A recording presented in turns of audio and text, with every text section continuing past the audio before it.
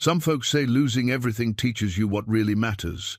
Cole Barlow learned that lesson 15 winters ago when his wife died and left him with nothing but memories and an old mule named Smoke. He'd been wandering the desert ever since, looking for a place that felt like home. When he found the abandoned silver camp at Sagebrush Hollow, the broken buildings seemed to whisper his name. Behind the old mine office, Cole discovered a hidden chamber filled with journals, photographs, and a small, dusty cradle. The pages told the story of a family trapped by a cave-in decades ago. As Cole read their final words, he realized this place held the same kind of heartbreak he'd been carrying. But what secret had this family been protecting that someone wanted buried forever? Before we jump back in, tell us where you're tuning in from, and if this story touches you, make sure you're subscribed, because tomorrow I've saved something extra special for you.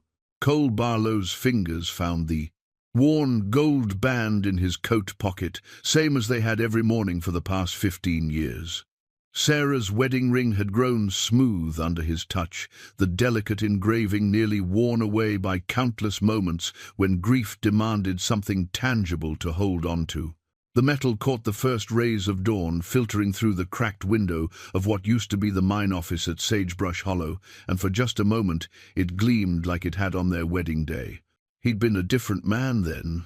28 years old with calloused hands from working his own small farm outside Millerville, a town that existed now only in his memory and on faded maps that railroad companies kept in dusty file cabinets. Sarah had been the schoolteacher's daughter, pretty as spring rain and twice as refreshing to a man who spent his days wrestling with stubborn soil and ornery cattle. She'd worn this ring for 12 good years before the consumption took her, and Cole had carried it for 15 more. Morning his wife died, Cole had sat beside her bed and watched the sunrise paint their bedroom wall the same pale gold as her hair. She'd squeezed his hand with what little strength remained and whispered, "Don't you go carrying my ghost around forever, Cole Barlow. Promise me you'll find something worth living for." He'd promised, of course, because you promise a dying woman anything she asks. But promises made in grief aren't always promises a man can keep. 3 months after Sarah's funeral, the railroad came through with their government papers and their surveyor's chains, measuring out a path for the great iron horse that would connect the eastern territories to the California coast. They offered Cole $60 for his 140 acres of prime farmland, enough to start over somewhere else, they said, enough to build a new life. What they didn't say was that $60 wouldn't buy a new life for a man whose heart had been buried with his wife. Cole had taken their money because he had no choice. Loaded what he could carry into a wagon pulled by Smoke, a stubborn mule he'd bought from a traveling preacher who swore the animal was blessed with uncommon sense, and headed west into the high desert country where a man could disappear if he had a mind to. Smoke stood now in what had once been the livery stable of Sagebrush Hollow, methodically working his way through a pile of wild grass Cole had gathered the previous evening. The mule's grey coat had grown shaggy with the approaching winter, and his dark eyes held the patient wisdom of an animal who'd learned that home wasn't a place, but a state of mind shared between a man and his beast. "Morning, old friend," Cole said, running his hand along Smoke's neck. The mule's ears flicked forward in greeting, but he didn't pause in his breakfast. 15 years of wandering had taught them both the value of routine, the comfort found in small rituals that made each day feel less like survival and more like living. The abandoned mining camp stretched out before them in the early light, a collection of weathered buildings that time and wind had carved into something between ruins and sculpture. The main street ran straight as a rifle shot from the mine entrance to the camp's edge, lined with structures that had once housed the hopes and dreams of families chasing silver veins through the mountain's heart. Now the buildings leaned against each other like old men sharing secrets, their windows dark and their doors hanging open to reveal empty rooms where ghosts might dance.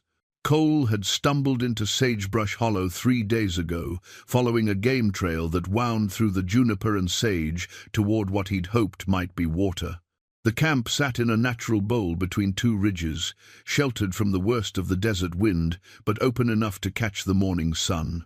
A thin stream trickled down from the mountains, pooling in a catch basin someone had dug behind the assay office, before continuing on its journey toward the valley floor.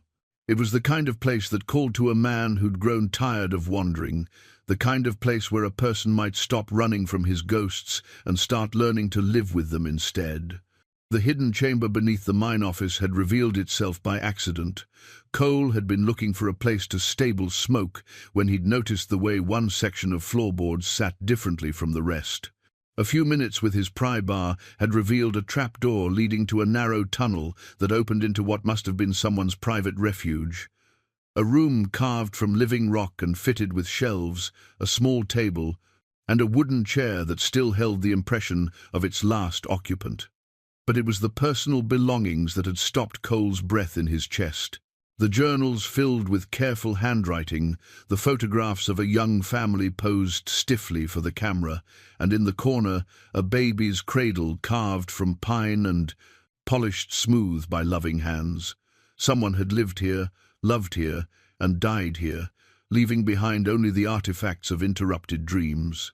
The topmost journal belonged to someone named Thomas Hendricks, and his words painted a picture of a man not unlike Cole himself, someone who'd come west seeking a fresh start and found instead a place that felt like destiny. Thomas had written about his wife Mary, about their plans for the future, about the silver vein he'd discovered that would secure their family's fortune. But the entries grew shorter as they progressed, filled with worry about strange sounds in the mine and men who asked too many questions about his findings. The final entry, dated September 23rd, 1887, reads simply, "The tunnel collapsed today. Mary and little Emma are trapped below. I can hear them crying through the rock. Going to try the eastern passage. If anyone finds this, tell them we loved each other to the end." Cole had read those words 3 times before the weight of their meaning settled into his bones. This wasn't just an abandoned mining camp, it was a tomb, a place where love had been buried alive beneath tons of stone and decades of silence. And somehow, inexplicably, he'd been led here to bear witness to their story. The practical part of his mind, the part that had kept him alive through 15 years of hard wandering, whispered that he should move on. Winter was coming to the high desert, and a sensible man would find shelter closer to civilization, somewhere with supplies and other folks to help if trouble came calling. But the deeper part of his heart, the part that still ached for Sarah's laugh and the children they'd never had, recognized something in this place that felt like coming home. Cole walked to the window and looked out at the mountains, rising like cathedral spires against the morning sky. Somewhere beneath his feet lay the remains of a family whose love had been strong enough to face death together. Their story deserved better than silence, and maybe, just maybe, telling it would help him find the peace that had eluded him since Sarah died. He pulled her ring from his pocket one more time, letting the gold catch the light before slipping it back into the safety of his coat. Today he would explore more of the camp, read more of Thomas's journals, and begin to understand what had really happened in this place where hope and tragedy walked hand in hand. Outside, smoke nickered softly, a sound that might have been agreement or simple contentment. Either way, it was enough to convince Cole that staying was the right choice. For the first time in 15 years, he wasn't running towards something or away from something, he was simply present in a place that needed him as much as he needed it. The sun climbed higher over Sagebrush Hollow, painting the broken buildings with warm light and long shadows that seemed to dance with memories. And in the hidden chamber beneath the mine office, the artifacts of the Hendricks family waited patiently for someone to give their story the ending it deserved. The sepia-toned photograph stared back at Cole from the wooden table in the hidden chamber, its surface cracked with age, but still clear enough to capture the hope in 3 pairs of eyes. Thomas Hendricks stood tall and proud behind his seated wife, one hand resting protectively on her shoulder. Mary held their baby daughter against her chest, the infant's tiny fist curled around what looked like a silver rattle. Someone had written, "The Hendricks family, spring 1887" in careful script along the bottom edge. Cole held the photograph closer to the oil lamp he'd managed to coax back to life, studying the faces of people who'd been dead for decades, but somehow felt more real to him than most of the living folks he'd encountered in recent years. Thomas had the weathered look of a man who'd spent his life working with his hands, but his eyes held the bright intelligence of someone who saw possibilities where others saw only rock and dirt. Mary appeared younger, maybe 22 or 23, with dark hair pinned back in the fashion of the day and a smile that suggested she found joy in simple things. But it was baby Emma who captured Cole's attention most completely. The child couldn't have been more than 6 months old, yet something in her expression, alertness, a curiosity about the world beyond the camera's lens reminded him painfully of the children he and Sarah had dreamed of having. The children who'd never drawn breath, who lived now only in the realm of might-have-beens that haunted quiet moments. He set the photograph carefully back on the table and reached for Thomas's journal, the leather binding, soft with age and handling. The early entries painted a picture of a man filled with optimism about his prospects in the silver fields of Nevada Territory. Thomas wrote about staking his claim, about the promising ore samples he'd found, about his plans to send for Mary and the baby once he'd established himself properly. June 15th, 1887, Cole read aloud, his voice echoing softly in the stone chamber. Mary and Emma arrived on the afternoon stage. The camp is rough, but Mary sees the potential in everything. She's already talking about planting a garden behind the house and teaching Emma to read from the same books her mother used back in Ohio. The baby is growing strong and curious about everything. Yesterday she reached for a butterfly and nearly tumbled from Mary's arms trying to catch it. The entries continued in this vein for several weeks, documenting the small victories and challenges of frontier life. Thomas described finding a particularly rich vein of silver ore, his excitement barely contained in the careful penmanship. Mary's presence in the journals grew stronger as Thomas began recording her observations and dreams alongside his own mining reports. Then the tone began to shift. August 3rd, 1887, a man came by today asking questions about my claim. Said he represented some Eastern interests looking to purchase mineral rights in the territory. Told him I wasn't interested in selling, but he seemed to know more about my findings than I'm comfortable with. Mary thinks I worry too much, but something about the fellow didn't sit right. August 19th, 1887, more strangers in camp. They claim to be surveyors for the railroad company, but surveyors don't usually carry the kind of hardware these men pack. Found boot prints near the mine entrance this morning that weren't there yesterday. Mary keeps Emma close to the house now, won't let her play outside unless I'm nearby. Cole felt a familiar chill settle between his shoulder blades, the same sensation he'd learned to trust during his wandering years when trouble was brewing just beyond the horizon. He'd seen enough of the world to recognize the pattern Thomas was describing, the subtle pressure that powerful interests brought to bear when they wanted something from someone who wasn't inclined to sell. September 10th, 1887. The mine shaft collapsed during the night. Strange thing is, I'd checked the support timbers just yesterday, and they were solid as bedrock. Mary heard the rumbling and thought it might be thunder, but the sky was clear. Found dynamite residue near the entrance this morning. Someone wanted to shut down my operation, but they don't know about the Eastern Passage I've been working. The silver vein runs deeper than anyone imagines.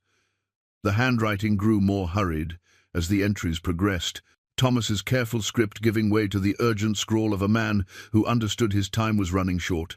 September 20th, 1887. They came in broad daylight this time. 3 men with badges claiming to represent the Territorial Mining Authority said there'd been complaints about unsafe practices, that the mine needed to be inspected before operations could continue.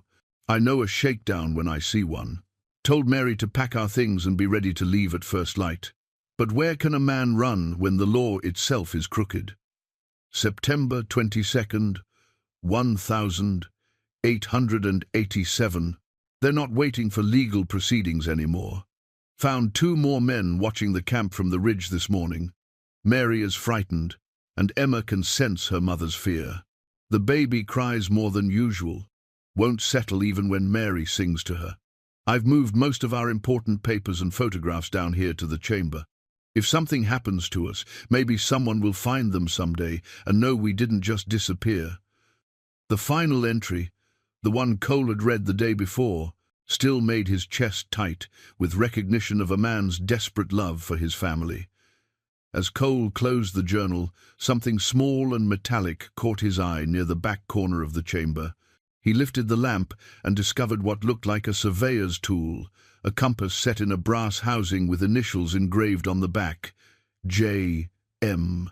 Beside it lay a leather portfolio containing detailed maps of the mining district, marked with notations in different handwriting than Thomas's careful script.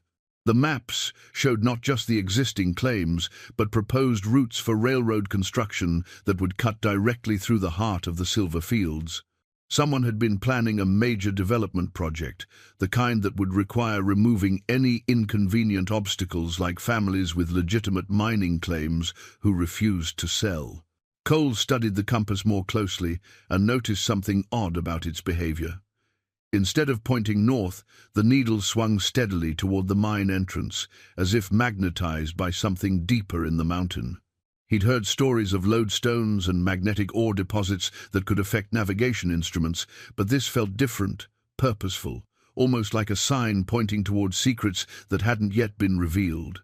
A sound from above made him freeze, footsteps, deliberate and measured, crossing the floor of the mine office. Cole extinguished the lamp and listened in the sudden darkness, every sense straining to identify the source of the disturbance.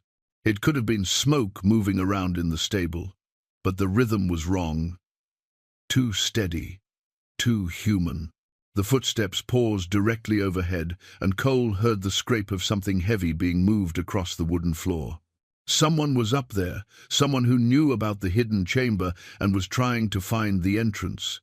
Cole's hand moved instinctively to the knife at his belt, a habit formed by 15 years of sleeping rough in country, where a man's survival often depended on how quickly he could respond to threats. But as his fingers closed around the worn handle, he thought about Thomas Hendricks facing a similar moment, a man with a family to protect, surrounded by forces too powerful to fight with simple weapons. The difference was that Cole had no one depending on him anymore.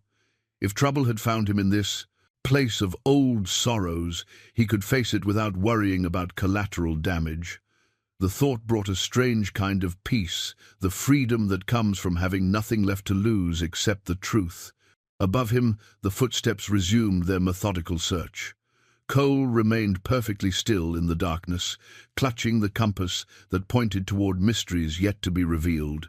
Surrounded by the artifacts of a family whose story had waited nearly 40 years for someone to finish telling it. Whatever came next, he was ready. The footsteps faded into the distance, but Cole remained motionless in the darkness for another 20 minutes, counting his heartbeats and listening to the silence settle back over the hidden chamber. When he finally risked lighting the lamp again, his hands trembled only slightly, a marked improvement from the days when sudden noises could send him diving for cover behind the nearest rock or tree. The leather-bound mining journal lay open where he'd left it. But now, Cole noticed something he'd missed in his earlier reading.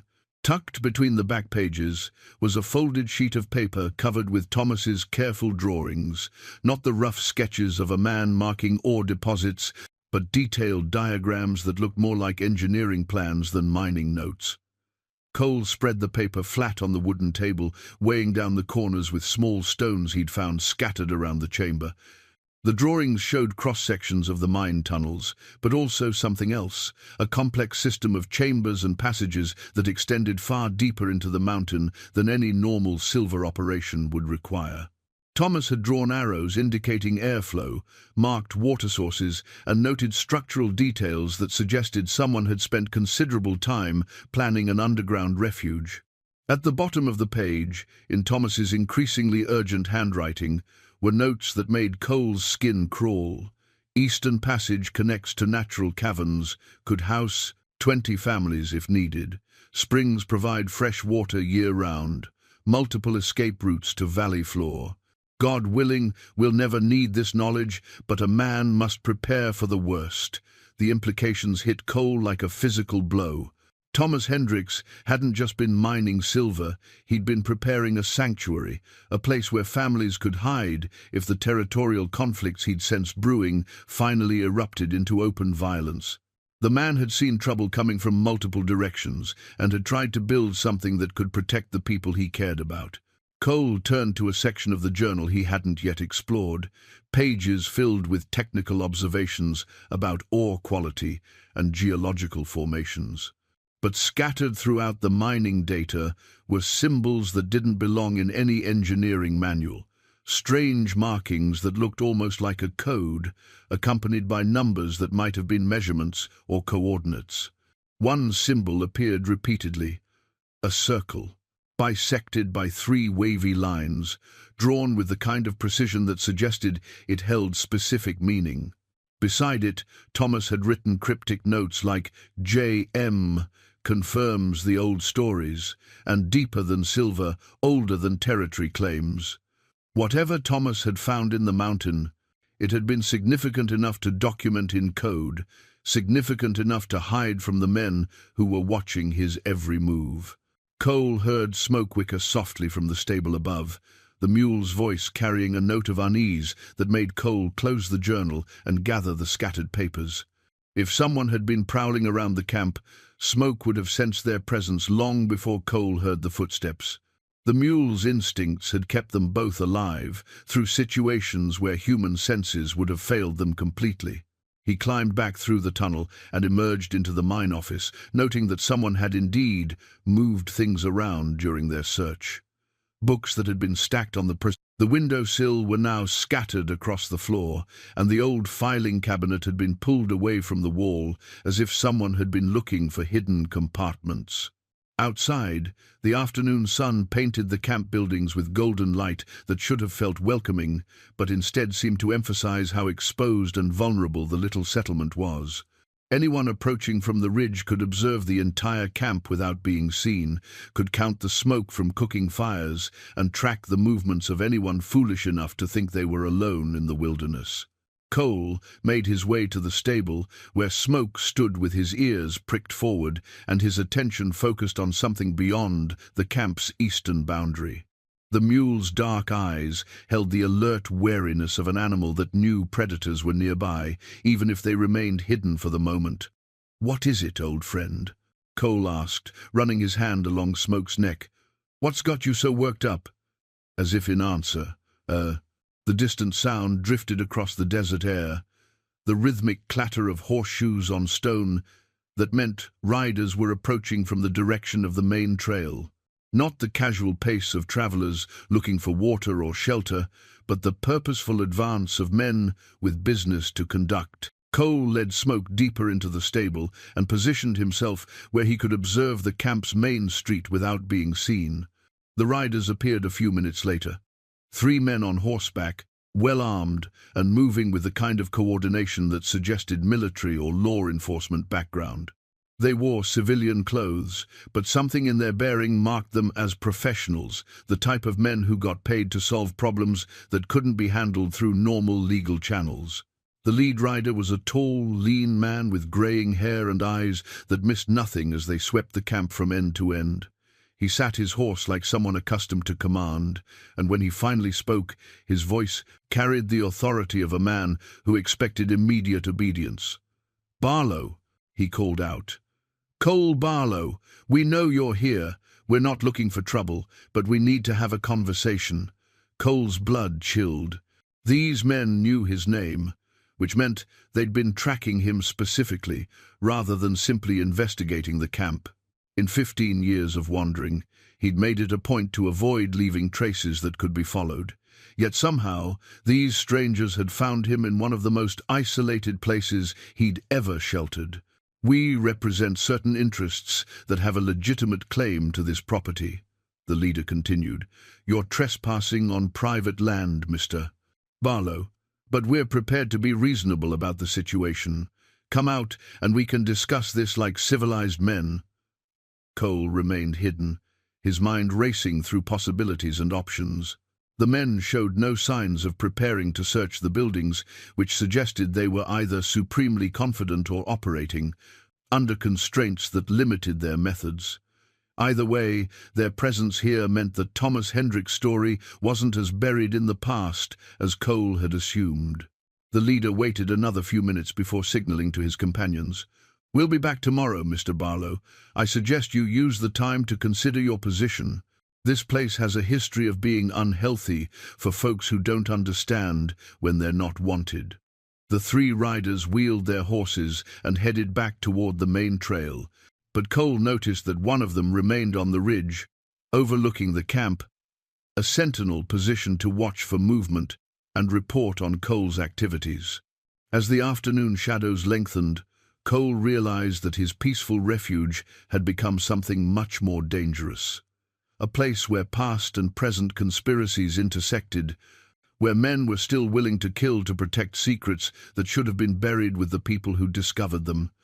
Thomas Hendrick's journal felt heavier in his hands as he considered what the coded symbols might mean, what truths were worth dying for, and whether he had the courage to seek answers that powerful people were determined to keep hidden.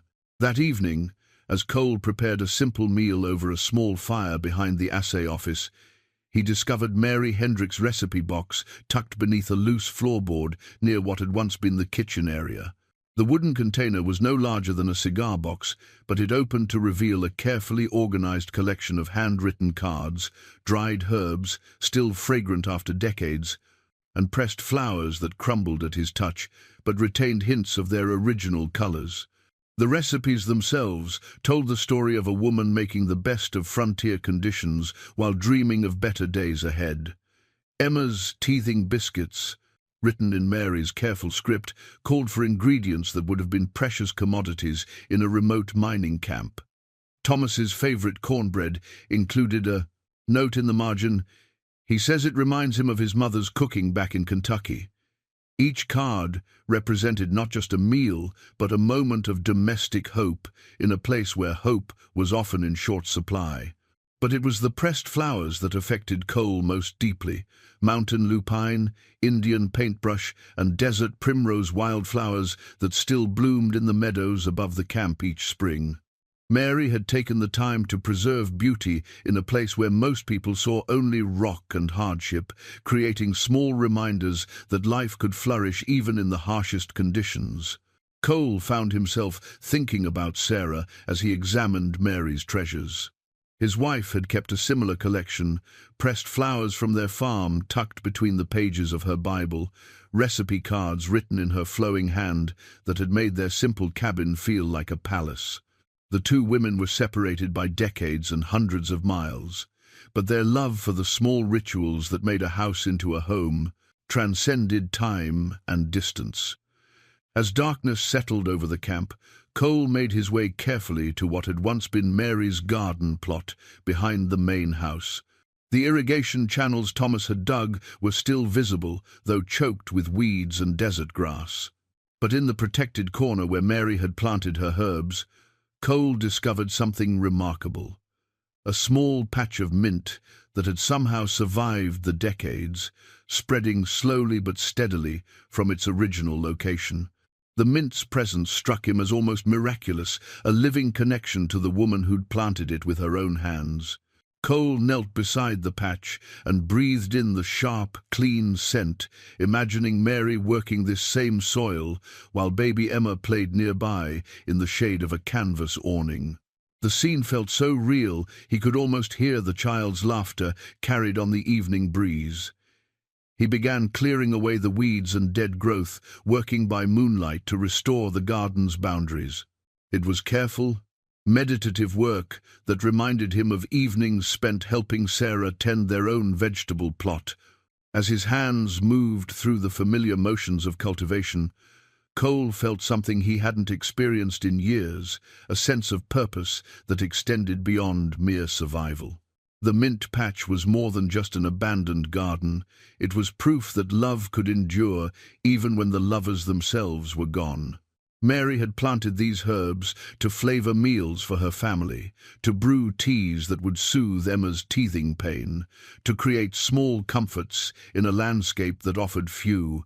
Her care had outlasted her life, had survived cave-ins and winter storms and decades of neglect to emerge each spring as a testament to the persistence of hope. Cole spent the next several hours working in the garden, guided by the layout Mary had established and the practical knowledge he'd gained from his own farming years.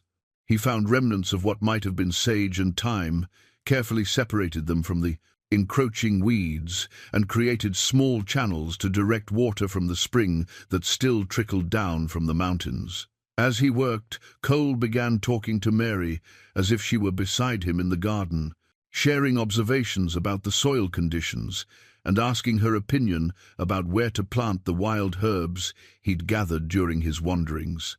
The conversation felt natural, comfortable, the way he'd once talked to Sarah during their evening chores, sharing the small thoughts and worries that make up a life lived in partnership. "Your Thomas was a good man," he said quietly, patting soil around a struggling sage plant. "You can see it in his writing, the way he worried about keeping you and Emma safe. A lot of men in his position would have taken that railroad money and run, but he wanted to build something lasting for his family." The night air carried the scent of the restored herbs, mixing with the smell of wood smoke from his banked fire and the clean mountain breeze that flowed down from the peaks.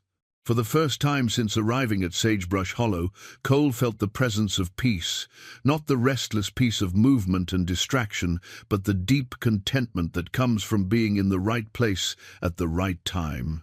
When he finally returned to his shelter in the mine office, Cole found himself looking at the hidden chamber with new eyes. This wasn't just a repository of artifacts and memories.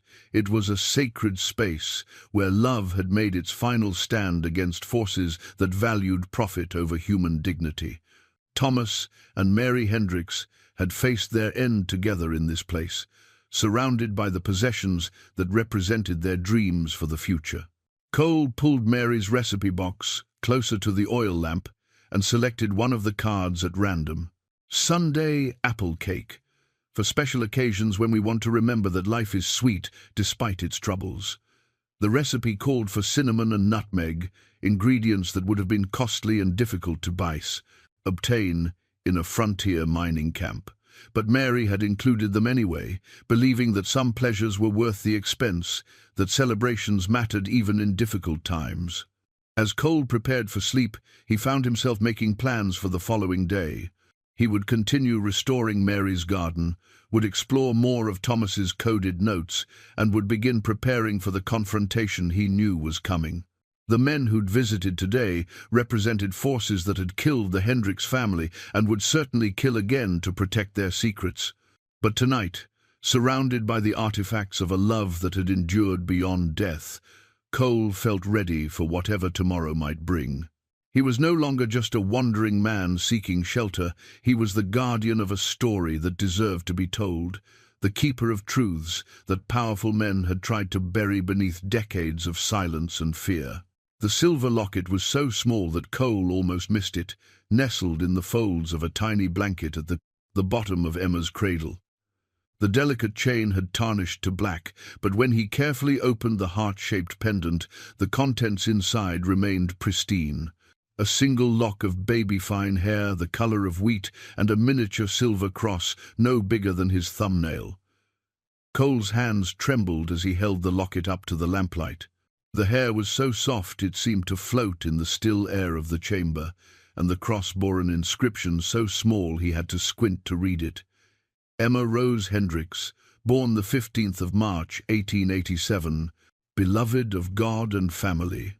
Someone, probably Mary, had commissioned this piece from a skilled craftsman, had spent precious money to create a keepsake that would preserve the memory of their daughter's early months.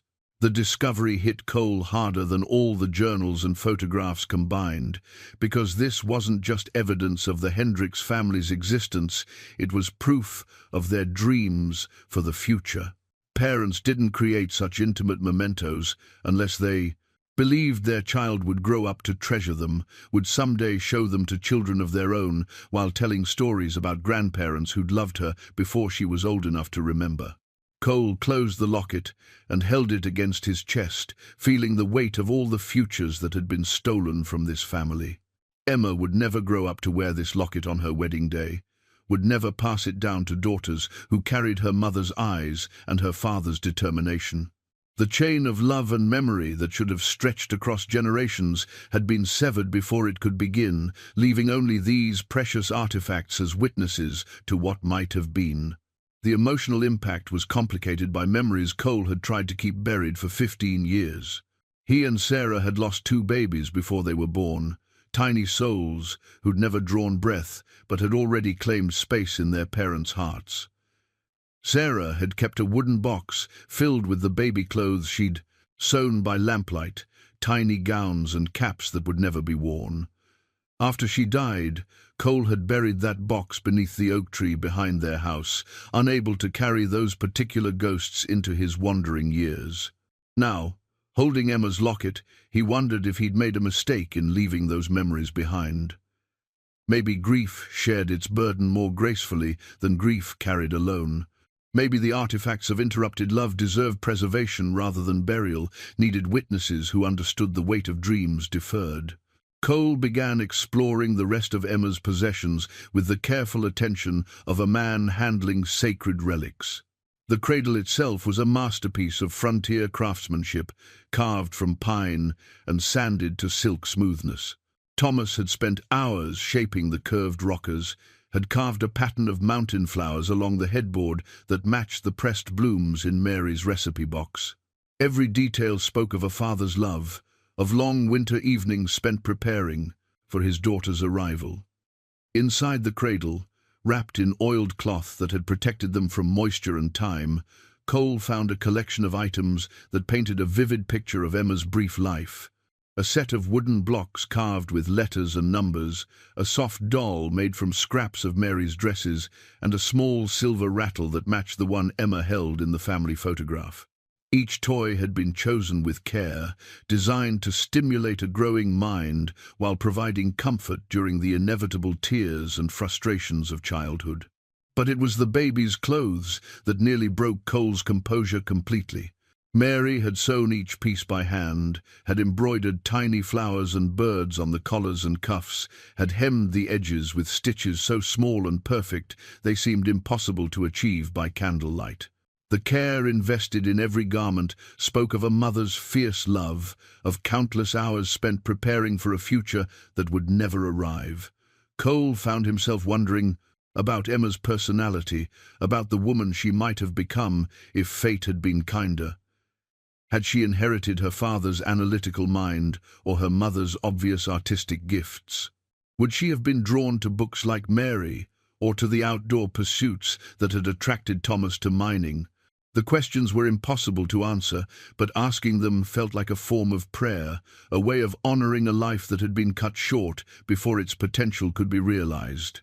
As he carefully rewrapped the clothes and returned them to the cradle, Cole noticed something that made his blood run cold. One of Emma's tiny dresses bore dark stains that he'd initially mistaken for rust or water damage. But as he examined the fabric more closely under the lamplight, he realized the stains were the wrong color, the wrong consistency. These weren't the marks of time and neglect, they were bloodstains, still faintly visible after nearly 40 years. The implications hit him like a physical blow. Emma hadn't died, peacefully in the cave-in, crushed quickly by falling stone. She'd been injured, had bled, while her parents desperately tried to save her life. The final hours of the Hendricks family had been even more horrific than Thomas's journal entries suggested, filled with a child's pain and her parents' helpless anguish. Cole set the stained dress aside and forced himself to continue his examination of the cradle's contents, driven by a growing need to understand exactly what had happened in this place of buried sorrows. He found Mary's sewing kit, still organized with the precision of a woman who took pride in her domestic skills. Needles arranged by size, thread wound on wooden spools, and a small pair of scissors that had been kept sharp enough to cut silk. But among the ordinary sewing supplies was something unexpected, a letter opener shaped like a miniature sword, its blade still keen after decades in storage. The handle was engraved with initials that didn't belong to the Hendricks. Family, J.M., the same initials Cole had found on the surveyor's compass. Someone else had been in this chamber, had left behind tools and artifacts that connected him to whatever conspiracy had destroyed this family. As Cole studied the letter opener, he heard something that made his skin crawl. The distant sound of a baby crying carried on the night air like an echo from the past. He knew it was impossible, knew that grief and isolation could play tricks on a man's mind, but the sound was so real, so heartbreaking, that he found himself moving toward the tunnel entrance as if he could somehow answer that long-ago call for comfort. The crying faded as quickly as it had begun, leaving Cole alone with the artifacts of interrupted love and the growing certainty that the Hendricks family's story was far from over. The surveyor's compass had been calling to Cole all morning, its needle still stubbornly pointing toward the mine entrance rather than magnetic north, when he finally gave in to curiosity and followed its direction. The ancient brass instrument led him through a maze of collapsed tunnels to a section of the mine he hadn't yet explored, a natural cavern that opened like a cathedral beneath the mountain. The compass belonged to James Morrison, according to the initials engraved on its case, and Morrison's leather satchel lay exactly where the needle pointed, wedged between two fallen stones near what appeared to be an underground spring. The satchel had been protected from moisture by its position, and when Cole opened it, he found a collection of documents that changed everything he thought he knew about the conspiracy that had destroyed the Hendricks family. Morrison hadn't been working for the railroad company, as Cole had assumed. The surveyor's credentials identified him as an agent of the United States Geological Survey, sent to investigate reports of unusual mineral deposits in the Nevada Territory. But his personal notes revealed a man caught between his duty to the government and his growing realization that powerful private interests were manipulating federal policy for their own gain. The 10th of June, 1887, Morrison had written in a careful, educated hand. Initial surveys confirmed the presence of silver deposits as reported, but also something far more significant. The geological formations in this region suggest substantial copper reserves, possibly the largest undiscovered deposit in the Western Territories. If my calculations are correct, the mineral wealth here could rival the Comstock lode. But certain railroad interests appear to have advanced knowledge of these findings and are using intimidation tactics to acquire claims at far below their true value. Cole spread Morrison's maps across the cavern floor, weighing them down with stones from the spring's edge. The surveyor had documented not just the silver veins that Thomas had been mining, but a vast network of mineral deposits that extended for miles through the mountain range. Red ink marked copper deposits, blue indicated silver, and yellow showed what Morrison had labeled as unknown mineral formations requiring further study. But it was the black marks on Morrison's maps that made Cole's pulse quicken. These indicated areas where Morrison had found evidence of previous mining activity, not the crude excavations of individual prospectors, but systematic extraction operations that suggested organized, well-funded efforts. Someone had been working these mountains long before the official territory surveys had known about the mineral wealth and had been quietly claiming the best sites through shell companies and fraudulent documentation. The 15th of August, 1887, Morrison's journal continued, have documented evidence of at least 12 fraudulent mining claims filed through the Carson City office. The same shell companies appear on multiple claims, all connected to Eastern Railroad interests. Local miners like Hendricks are being systematically driven out through a combination of legal harassment and physical intimidation. Have written to Washington requesting investigation, but suspect my reports are being intercepted. Cole found the letters Morrison had mentioned, copies of correspondence sent to various government offices detailing the conspiracy he'd uncovered. The surveyor had been methodical in documenting his evidence, had prepared a comprehensive report that should have triggered federal intervention. But the letters were all stamped, "Returned, addressee unknown," suggesting that Morrison's superiors in Washington had either been compromised or had deliberately chosen to ignore his findings. The final entries in Morrison's journal painted a picture of a man who realized he'd discovered something too dangerous for his own safety. The 18th of September, 1887. My movements are being watched. Found evidence that my mail has been intercepted and my telegraph messages to Washington have been blocked at the local office. Thomas Hendricks reports similar harassment, but he refuses to abandon his claim. The man has a family to think about, but he also has more courage than sense. Have hidden copies of all documentation in the chamber beneath his mine office. If something happens to me, perhaps someone will find them someday and finish what I started.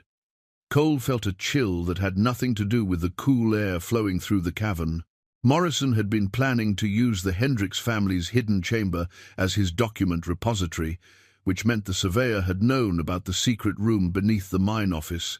But if Morrison had hidden his evidence there, where was it now? Cole had searched the chamber thoroughly and found only the family's personal possessions. He examined the compass more carefully and noticed something he'd missed in his earlier inspection. The brass case opened not just to reveal the compass face, but also included a hidden compartment beneath the instrument itself. Inside, wrapped in oiled silk, were 3 small silver keys and a note in Morrison's handwriting. The deeper truth lies beyond the Eastern Passage. Th. showed me the way. But I fear we were both too late to save his family. The keys unlock what they died to protect. The Eastern Passage. Thomas had mentioned it in his journal, the route he'd planned to use to reach his trapped family after the main tunnel collapsed. Morrison's compass was pointing not just toward the mine entrance, but toward something deeper in the mountain, something that required 3 keys to access safely. Cole studied Morrison's maps with new understanding, tracing the surveyor's notations about underground water sources and natural ventilation systems. The man had been documenting not just mineral deposits, but the infrastructure necessary to support long-term underground operations. Thomas hadn't been preparing a simple refuge for his family. He'd been creating something much more ambitious, a hidden complex that could serve as both sanctuary and storage facility for evidence that powerful men would kill to suppress. As Cole prepared to leave the cavern, he noticed something that made his blood run cold. Fresh boot prints in the soft earth near the spring, prints that definitely hadn't been made by Thomas Hendricks or James Morrison decades ago. Someone else had been here recently, someone who knew about Morrison's hidden cache and had been searching for the same evidence that Cole was now carrying. The compass needle swung steadily toward the Eastern Passage as Cole made his way back through the mine tunnels, but now its direction felt less like guidance and more like a warning. Whatever lay beyond those 3 locks was important enough to justify murder in 1887, and someone in 1902 was still willing to kill to keep it hidden. Cole fingered the 3 silver keys in his pocket and wondered if he had the courage to follow Morrison's compass to its final destination, knowing that each step deeper into the mountain brought him closer to the truth that had already cost so many lives. The claim deed was hidden in plain sight, folded inside Morrison's geological survey, maps like a bookmark marking a particularly important passage. When Cole unfolded the yellowed document, the official seals and signatures seemed to leap off the page with devastating clarity. Transfer of mineral rights for sections 15 to 22, Sagebrush Hollow Mining District to Central Pacific Railroad Company, effective the 20th of September, 1887, 3 days before the Hendricks family died. The deed bore Thomas Hendricks' signature, but something about the handwriting made Cole's skin crawl. He'd become familiar with Thomas's careful penmanship through hours of reading the man's journals, and this signature was wrong, too fluid in some places, too rigid in others. Someone had forged Thomas's name on a document that transferred ownership of the richest mineral claim in the territory to the very interests he'd been fighting against. But the most chilling detail was the witness signature. James Morrison, United States Geological Survey. The man Cole had assumed was fighting the conspiracy had actually been part of it, had used his government credentials to legitimize the fraudulent transfer that sealed the Hendricks family's fate. Cole's hands shook as he read the supporting documents attached to the deed, a sworn affidavit claiming that Thomas Hendricks had voluntarily sold his claim to pay gambling debts, and a doctor's statement asserting that the miner had become mentally unstable due to prolonged exposure to mining chemicals. The paperwork created a completely fabricated narrative that painted Thomas as an unreliable man who'd abandoned his family responsibilities, making his subsequent disappearance seem like the predictable behavior of a coward rather than the tragic end of a murder victim. The final document in Morrison's collection was a letter that made everything clear. Mr. Morrison, your cooperation in this matter has been noted and appreciated. The additional compensation discussed will be forwarded to your account in San Francisco upon completion of the territorial survey. We trust that your official report will reflect the geological realities as we have discussed them, rather than any fanciful theories about extensive mineral deposits that might encourage undesirable settlement in the region. H. Cromwell, Central Pacific Railroad Company. Cole sat back on his heels in the underground cavern, feeling the weight of betrayal settle over him like a physical presence. Morrison hadn't been a hero trying to expose corruption. He'd been a paid conspirator, using his government position to provide official cover for a massive land grab. The surveyor's careful documentation hadn't been evidence of wrongdoing, but rather a detailed inventory of stolen wealth that the railroad company could exploit for decades. The 3 silver keys in his pocket suddenly felt heavier, more ominous. If Morrison had been working for the railroad company, what did those keys unlock? What had Thomas Hendricks hidden that even his betrayer hadn't been able to find? Cole forced himself to examine Morrison's compass again, studying the way its needle pointed steadily toward the Eastern Passage. The instrument wasn't malfunctioning due to magnetic interference. It had been deliberately modified to point towards something specific, something that Morrison had needed to find, but hadn't been able to access before his own death. The realization hit Cole like a physical blow. Morrison had died in this cavern, not as a victim of the conspiracy, but as a casualty of his own greed. The surveyor had tried to double-cross his railroad employers, had attempted to claim the ultimate prize for himself, rather than turning it over to his corporate masters. The evidence of Morrison's betrayal was hidden somewhere beyond the Eastern Passage, protected by locks that required 3 keys to open. Cole gathered Morrison's papers and made his way deeper into the mine system, following passages that Thomas Hendricks had carved with desperate efficiency during his final days. The Eastern Passage was larger than the others, reinforced with timber supports that spoke of careful engineering rather than hasty excavation.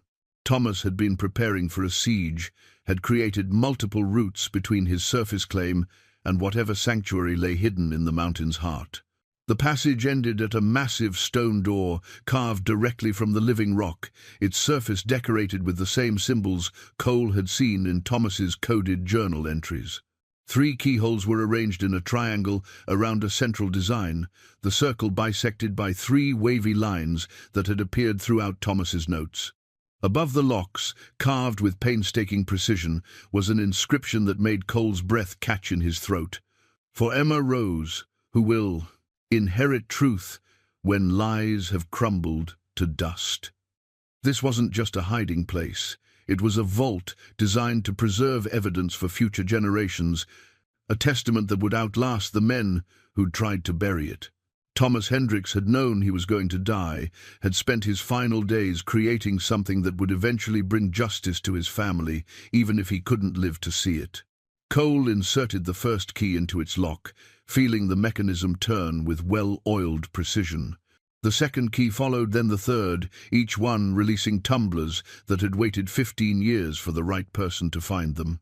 When the final lock opened, the stone door swung inward on counterbalanced hinges that moved without sound, revealing a chamber that took Cole's breath away. The room beyond was larger than the hidden chamber beneath the mine office, carved with the skill of a master craftsman and fitted with shelves that held dozens of metal document containers. But it wasn't the size of the space that stunned Cole, it was the artifacts that filled it. Not just papers and photographs, but physical evidence of the conspiracy that had destroyed the Hendricks family. Samples of ore from claims that officially didn't exist. Shipping records showing mineral wealth being transported under false manifests, and account books documenting payments made to corrupt territorial officials. At the center of the chamber stood a desk carved from a single piece of granite, and on that desk lay Thomas Hendricks's final message to the world, a comprehensive record of everything he'd discovered about the railroad conspiracy, complete with names, dates, and dollar amounts that would have sent dozens of powerful men to federal prison if the evidence had ever reached honest authorities. But the most devastating revelation was contained in a sealed envelope marked, "For the honest man who will finish what I started." Inside, Cole found a complete confession written by James Morrison, himself a document that revealed the surveyor's change of heart in his final days, his growing horror at what he'd helped set in motion, and his desperate attempt to preserve evidence that would eventually bring the conspiracy to light. Morrison had died trying to undo the damage he'd caused, had used his knowledge of the mountain's geology to help Thomas create this hidden vault where truth could survive, even if the truth-tellers perished. The surveyor's compass wasn't pointing toward treasure, it was pointing toward redemption, toward the evidence that would finally give the Hendricks family the justice they'd been denied for 15 years. Cole stood in that underground chamber, surrounded by the carefully preserved evidence of corruption and murder, and realized that his role in this story wasn't as a passive observer of past tragedies. He was the honest man Thomas Hendricks had written about, the person destiny had led to this place to finish what had been started in blood and betrayal decades ago. The conspiracy that had killed the Hendricks family was still active, still claiming victims, still corrupting the mechanisms of justice for private gain. But now Cole held the weapons necessary to fight back, not guns or explosives, but documents and testimony that could topple the entire corrupt edifice if they reached the right hands. As he began gathering the most crucial evidence, Cole heard something that made his blood freeze, the distant sound of voices echoing through the mine tunnels, getting closer with each passing moment. The men who'd visited the camp the day before had returned, and this time they weren't interested in negotiating. The Winchester rifle that Cole found propped against the granite desk in Thomas's vault was more than just a weapon. It was a symbol of a father's final stand, a testament to the lengths a man would go to protect his family's honor, even in the face of certain death. The stock bore careful notches that recorded successful hunts, and someone had carved "For Emma's future" into the wooden butt in letters small enough to escape casual notice. Cole ran his hands along the rifle's barrel, checking the action and finding it remarkably well preserved despite 15 years in the mountain's depths. Thomas had maintained this weapon with the same careful attention he'd given to his mining equipment and his family's possessions, everything in perfect working order, ready for the day when justice might finally demand its due. The voices in the mine tunnels were getting closer, and Cole could distinguish at least 3 different speakers moving through the passages with the confidence of men who knew exactly where they were going.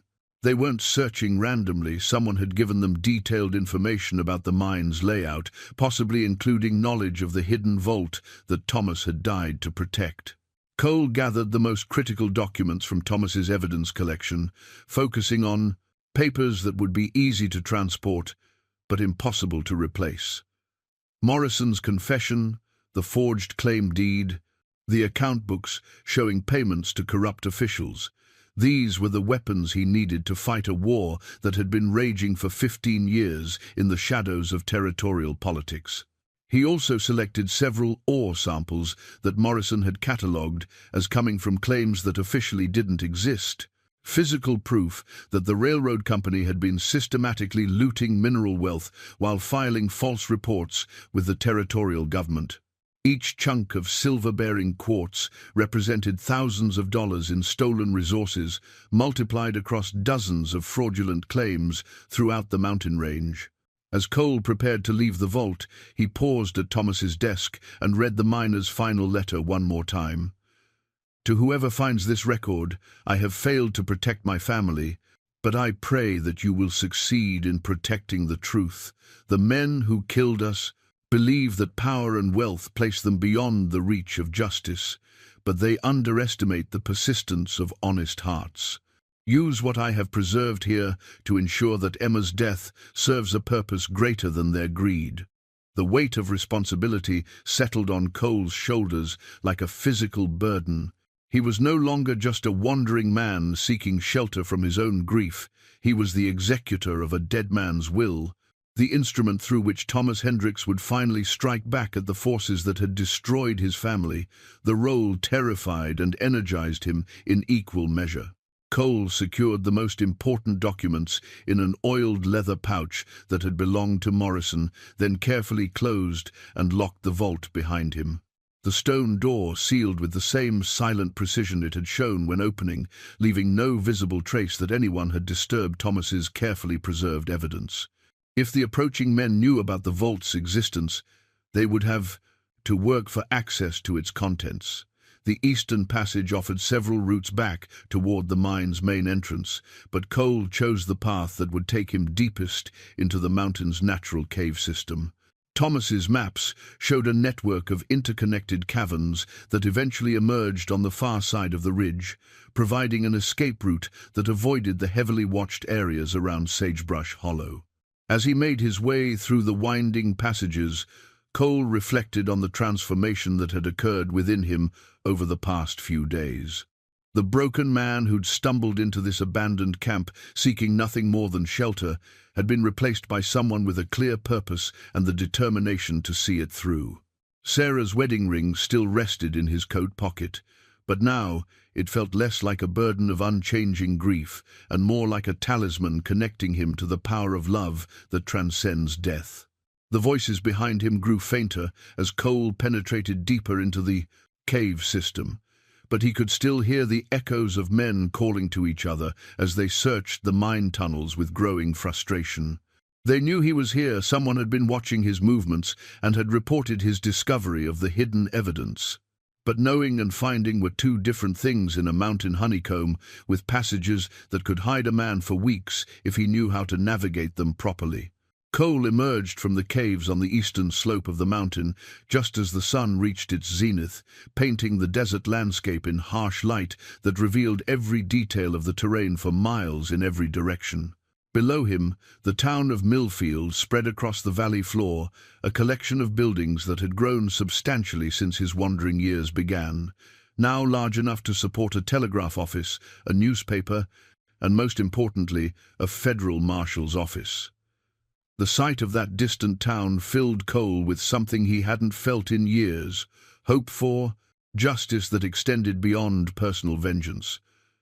Thomas Hendricks had preserved evidence that could expose corruption reaching from local mining offices to the highest levels of territorial government, but that evidence was worthless unless it reached authorities who couldn't be bought or intimidated. Cole's task was to become the messenger who carried truth from the mountain's darkness into the clear light of public scrutiny. But first, he had to survive the next few hours. The men searching for him weren't going to give up easily. They represented interests that had already committed multiple murders to protect their secrets, and they wouldn't hesitate to add one more body to the count if it meant keeping Thomas's evidence buried. Cole studied the terrain between his position and Millfield, plotting a route that would keep him hidden from observers while allowing rapid movement toward his destination. The desert offered little cover during daylight hours, but the network of arroyos and rocky outcroppings could conceal a man who understood how to use shadows and elevation to his advantage. As he prepared to begin his journey, Cole heard the distant sound of gunfire from the direction of sagebrush, hollow, three sharp reports, followed by shouting voices that carried clearly across the thin mountain air. The search had turned violent, which meant that someone had either found evidence of Cole's presence in the vault or had grown frustrated enough with the hunt to start shooting at shadows. Either way, the escalation confirmed what Cole had already suspected. The conspiracy that had killed the Hendricks family was still active, still ruthless, and still willing to use lethal force to protect its secrets. The men hunting him weren't just hired thugs. They were professional killers, working for an organization that had survived and prospered for 15 years by eliminating threats before they could become dangerous. Cole checked the Winchester's Action 1, the final time, and started down the mountainside, moving with the careful efficiency of a man who understood that his own survival was now secondary to the greater mission of ensuring that justice finally triumphed over corruption. The documents in his leather pouch represented more than evidence. They were the voices of the dead demanding to be heard. The testimony of victims who had waited 15 years for someone brave enough to carry their story into the light. Behind him, the gunfire from Sagebrush Hollow continued sporadically, punctuated by the sound of men calling to each other as they coordinated their search. But ahead of him lay the town of Millfield, and the possibility of finding authorities honest enough to act on the evidence that Thomas Hendricks had died to preserve. The final confrontation between past and present, between corruption and justice, between the power of wealth and the persistence of truth, was about to begin. And for the first time since Sarah's death, Cole Barlow knew exactly where he belonged in that fight. The company badge lay glinting in the afternoon sun, where one of the riders had dropped it during their hasty dismount at Sagebrush Hollow. Cole spotted it from his position behind a boulder outcropping, the brass shield catching light like a signal mirror as three armed men spread out to search the abandoned camp. The badge bore the logo of Western Mining Consolidated, a company that hadn't existed during Thomas Hendricks' time, but clearly represented the same interests that had killed his family 15 years ago. Cole had made it halfway to Millfield when he'd spotted the dust cloud rising from the direction of the camp and realized his pursuers had given up searching the mine tunnels in favor of a more direct approach. They'd brought reinforcements. He counted 6 men total, all carrying rifles and moving with the tactical precision of experienced manhunters. Someone had decided that subtle intimidation was no longer sufficient. They were prepared to end this threat permanently. The leader of the group was the same grey-haired man who'd called out Cole's name the previous day, but now his demeanor had shifted from reasonable negotiation to cold efficiency. He directed his men with hand signals, establishing a perimeter around the camp that would prevent anyone from escaping back into the mine system. They'd learned from their previous search and were taking no chances with hidden passages or underground refuges. "Barlow," the leader called out, his voice echoing across the empty buildings. "We know you're here somewhere. We found your mule, found your gear. There's nowhere left to run, and we're done playing games. You've got something that belongs to our employers, and we're authorized to use whatever force necessary to retrieve it." Cole's jaw tightened as he thought about Smoke, trapped in the camp's livery stable, probably confused and frightened by the strangers who'd invaded their temporary sanctuary. The mule had been his constant companion through 15 years of wandering, had shared hunger and cold, and the simple comfort of not being entirely alone in an indifferent world. If these men hurt Smoke to force him out of hiding, Cole would make them pay for that cruelty in ways they couldn't imagine. From his concealed position, Cole could see that the searchers were professional but not infallible. They'd made the classic mistake of assuming their quarry would behave predictably, hiding in buildings, seeking familiar shelter, responding to threats with panic rather than strategy. They hadn't considered that 15 years of survival in harsh country might have taught a man different lessons about when to run and when to stand his ground. Cole checked the Winchester's ammunition and counted the cartridges in his pocket. Thomas had left him well supplied for a fight, but 6-to-1 odds required more than superior firepower. They demanded tactical thinking, and the kind of desperate courage that came from having nothing left to lose except the truth. The company badge in the dirt below represented everything Cole had learned to hate about the forces that shaped territorial politics. Western Mining Consolidated was probably owned by the same railroad interests that had corrupted James Morrison and murdered the Hendricks family, just operating under a different name to avoid the legal complications that might arise if anyone ever investigated their historical crimes. The badge connected past and present conspiracies in an unbroken chain of greed and violence that had claimed innocent lives for decades. "Last chance, Barlow," the leader shouted. "We know you found Morrison's papers. We know you've been in the vault. Hand over what you took, and we might let you walk away from this. Keep playing games, and you'll end up like the family that used to live here, buried so deep nobody will ever find the pieces." The casual mention of the Hendricks family's fate confirmed what Cole had suspected about these men's connection to the original murders. They weren't just hired guns working for modern corporate interests. They were the inheritors of a criminal legacy, possibly even related to the men who'd triggered the mine collapse that killed Thomas, Mary, and baby Emma. The conspiracy had generational staying power, passing its methods and ruthlessness from one group of killers to the next.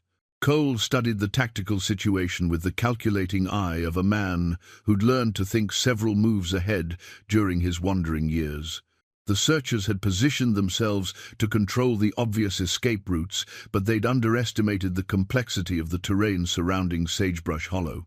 The mountains offered dozens of positions where a single rifleman could control access to the camp, and Cole knew these ridges better than men who'd arrived with maps and assumptions. The moment of decision had arrived. Cole could try to slip away undetected, could carry Thomas's evidence to Millfield through backcountry routes that would take days to traverse. Or he could stand and fight here, in the place where the Hendricks family had made their final stand, and settle accounts that had been outstanding for 15 years. As Cole chambered around into the Winchester, he thought about Emma's silver locket and Mary's herb garden, about Thomas's desperate love for his family and Morrison's attempt at redemption. Some debts could only be paid in blood, and some truths could only emerge from the ashes of the lies that had buried them. The final confrontation was about to begin, and Cole Barlow was ready to finish what Thomas Hendricks had started. The confession letter that Cole discovered tucked inside Emma's cradle during the final moments of the gunfight changed everything. As bullets splintered the wooden walls around him and the Western mining men closed in on the mine office, Cole's desperate search for additional ammunition had led him to tear apart the baby's carefully preserved sleeping place. And there, wrapped in oiled cloth beneath the cradle's false bottom, lay Thomas Hendricks's final testimony. Written in a shaking hand as the mine collapsed around his family, Thomas's confession revealed the complete truth about the conspiracy that had destroyed them. "They offered me $10,000 for my claim. When I refused, they said they'd take it anyway and make it look legal. Morrison showed me the forged papers with my signature already on them. They never intended to let us leave this mountain alive. Mary and Emma are trapped below. I can hear them calling to me, but the eastern passage is blocked. If anyone finds this, know that we died fighting for what was right. The real evidence is hidden where only an honest man would think to look, in the place where love matters more than money." Cole's hands trembled as he read those final words, while rifle fire echoed through the abandoned camp. Thomas hadn't just been documenting the conspiracy, he'd been leaving clues for whoever would eventually discover the truth. The place where love matters more than money wasn't the stone vault filled with legal documents and ore samples. It was here, in the cradle where Thomas and Mary had placed their hopes for Emma's future, where a father's love had preserved the one piece of evidence that could bring down the entire criminal enterprise. The confession named names, revealed bank accounts, and detailed the systematic murder of at least 12 mining families throughout the territory. Thomas had been more than just a victim. He'd been an investigator, had spent his final weeks gathering evidence about a conspiracy that reached from local mining offices to the territorial legislature to corporate boardrooms in San Francisco and New York. Barlow, the grey-haired leader, shouted from somewhere near the assay office, "We're coming in! Last chance to surrender!" Cole folded Thomas's confession carefully and tucked it inside his shirt next to Morrison's documents, then peered through a crack in the mine office wall to assess the tactical situation. 3 men were approaching the building from different angles, while the others maintained overwatch positions on the surrounding ridges. They moved with professional coordination, but they'd made one critical mistake they didn't know about the hidden chamber beneath the floor. Cole dropped through the trapdoor into Thomas's sanctuary just as the first gunman kicked open the office door. The chamber's stone walls muffled the sound of boots crossing the wooden floor above, and Cole could hear the men searching through the building's sparse contents while cursing their quarry's apparent disappearance. "He's not here," one of them called out. "Check the stable. Maybe he's hiding with his mule." "No," the leader's voice carried clearly through the floorboards. "He was here. Look at this fresh lamp oil, warm ashes in the stove. He's close, probably watching us right now from one of those mine tunnels." Cole waited until the footsteps moved away from the office, then emerged from the hidden chamber and slipped out through the building's rear window. The searchers had made another tactical error. They'd assumed he would retreat deeper into the mine system when cornered, leaving the camp's perimeter less heavily guarded than the tunnels leading into the mountain. Moving with the careful stealth he'd learned during 15 years of avoiding trouble, Cole circled around the camp's edge until he reached the livery stable where Smoke was being held. The mule's dark eyes showed recognition and relief when Cole appeared at the stable door, but the animal remained calm and quiet. 15 years of partnership had taught them both the value of silence when danger was near. "Easy, old friend," Cole whispered, checking to make sure the gunmen were still searching the mine entrance. "We're going to finish this, but I need you to trust me one more time." Cole led Smoke out of the stable and toward the ridge overlooking the camp, using the animal's bulk to shield his movement from the searchers below. The mule seemed to understand the gravity of their situation and moved with unusual silence across the rocky ground, placing each hoof with deliberate care. From his new position on the high ground, Cole could see the entire tactical situation spread out below him like a military map. The Western mining men were competent but predictable, following patterns that suggested they'd never faced an opponent who understood both the terrain and the deeper stakes of their confrontation. Cole chambered around in the Winchester and sighted carefully on the leader, who was directing the search from near the mine entrance. Thomas Hendricks's confession lay against his chest like a talisman, and Emma's locket rested in his pocket beside Sarah's wedding. Ring physical connections to the people who'd suffered and died so that powerful men could grow wealthier. The time for hiding was over. The final confrontation would be settled here, in the place where love had made its last stand against greed 15 years ago.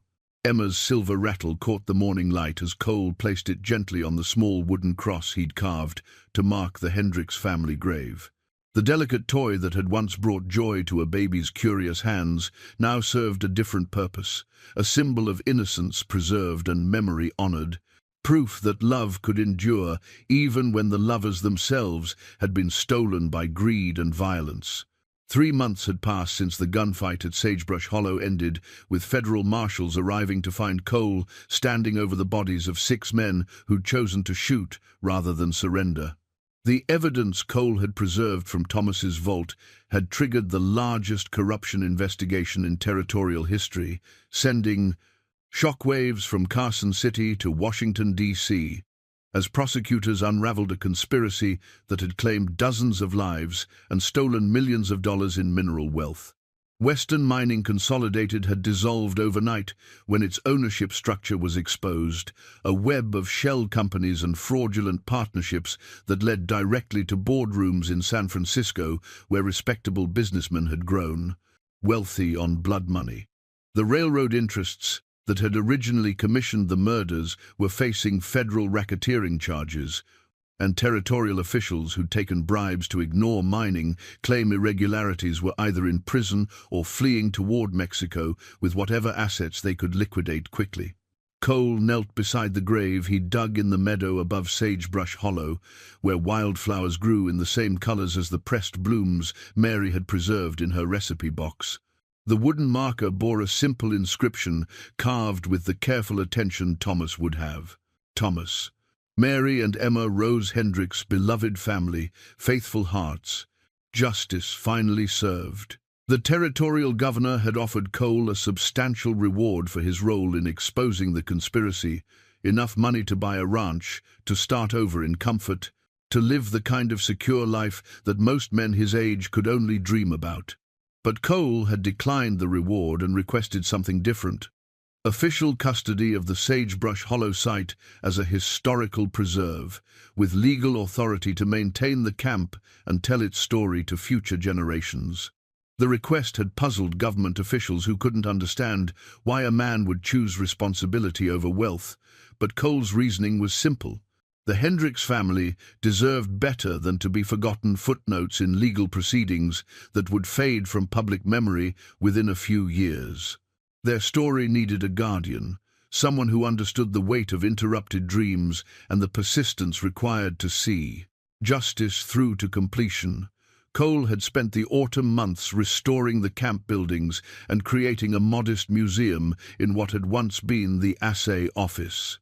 Visitors came regularly, now historians researching territorial politics, families tracing genealogies interrupted by violence, and occasionally elderly people who remembered relatives who disappeared in the mining districts during the 1,880 seconds and had never known what happened to them. Mary's herb garden flourished under Cole's careful attention, the mint patch spreading to claim new territory each season, while sage and thyme provided fragrant reminders that domestic love could take root even in harsh country. Cole had added vegetables and flowers that Mary would have appreciated, creating a living memorial to a woman who'd believed in making beauty wherever life led her. Smoke grazed contentedly in the meadow where the family lay buried, the old mule's grey coat thick with winter growth as December approached. The animals seemed to understand that their wandering days were finished, that they'd finally found the place where both of them belonged. Cole often caught the mule standing near the grave marker, ears pricked forward as if listening to voices only he could hear. The most unexpected discovery had come during Cole's restoration of the mine office, when he'd found Sarah's wedding ring sitting on the windowsill where he could have sworn he'd never left it. The gold band gleamed in the afternoon light, no longer worn smooth by anxious handling, but somehow renewed, ready for a different purpose than carrying grief from place to place. Cole had taken the ring to Carson City and commissioned a jeweler to create something Sarah would have appreciated, a pendant that combined her ring with Emma's locket, creating a single piece that honored both the love he'd shared and the family he'd helped find justice.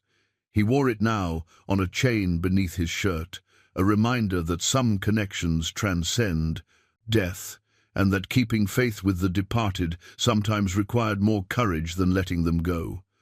Winter was coming to the high desert, but Cole felt ready for the cold months ahead. He'd laid in supplies for himself and Smoke, had stocked the museum with enough firewood to keep visitors warm, and had prepared educational materials that would help people understand the true cost of corruption and the importance of standing up to powerful interests that believe themselves above the law. The confession letter that had exposed the conspiracy was now part of the territorial archives, but Cole kept Morrison's compass on display in the museum as a reminder that redemption was always possible, even for those who'd lost their way in service to the wrong causes.